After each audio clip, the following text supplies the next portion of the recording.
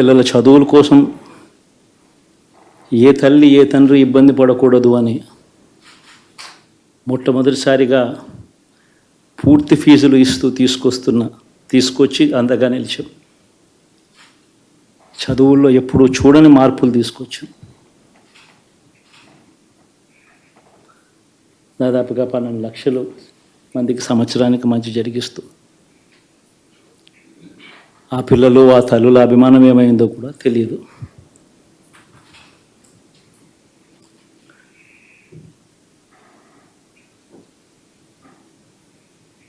దాదాపుగా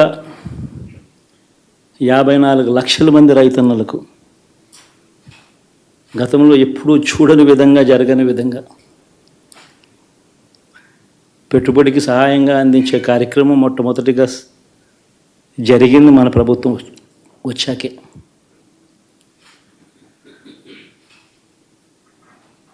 మరి అంతగా రైతన్నలకు తోడుగా ఉంటూ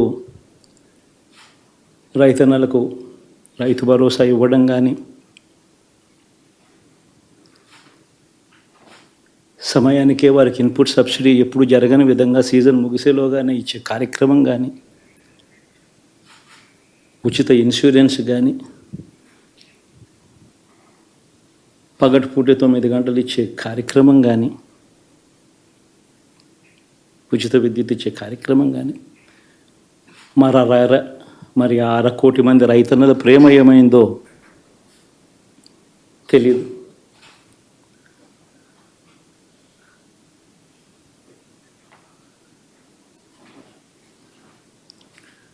మరి ఇన్ని కోట్ల మందికి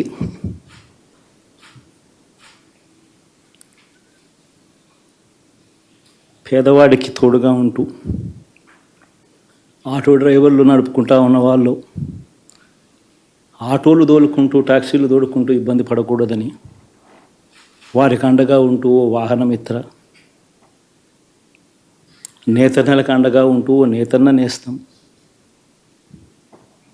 మత్స్యకారులకు తోడుగా ఉంటూ మత్స్యకార భరోసా, ఫుట్పాత్ మీద చిన్న చిన్న ఇడ్లీ షాపులు పెట్టుకొని నడుపుకుంటూ, చిన్న చిన్న బంకులు పెట్టుకొని నడుపుకుంటూ, చిన్న చిన్న వ్యాపారాలు చేసుకుంటా ఉన్న వీళ్లకు, నా అక్క చెల్లెమ్మలకు, నా అన్నదమ్మలకు మంచి జరగాలని ఆరాటపడుతూ వాళ్ళకు ఒక తోడు,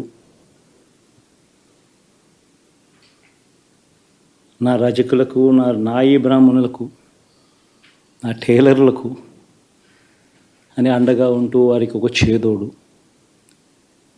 మరి ఇన్ని లక్షల మందికి ఇంత మంచి చేసి, ఇన్ని కోట్ల మందికి, లక్షలు కూడా కాదు, కోట్ల మందికి మంచి జరిగించి, ఎప్పుడు జరగని విధంగా మేనిఫెస్టో అంటే ఒక చెత్తబుట్టలో పడేసే డాక్యుమెంట్ కాదు. ఒక మేనిఫెస్టో అంటే ఒక బైబిల్ అని, ఒక ఖురాన్ అని, ఒక భగవద్గీత అని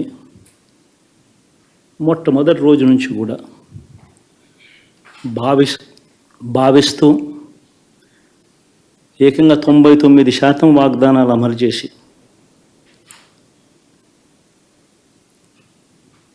అంతే చిత్తశుద్ధితో ఆ మేనిఫెస్టోను కూడా అక్క చెల్లెమ్మల ఇంట్లోకి తీసుకొని వెళ్ళి చూపించి మీరే టిక్కు పెట్టండి అనే నిబద్ధత గల ప్రభుత్వంగా పనిచేసాం.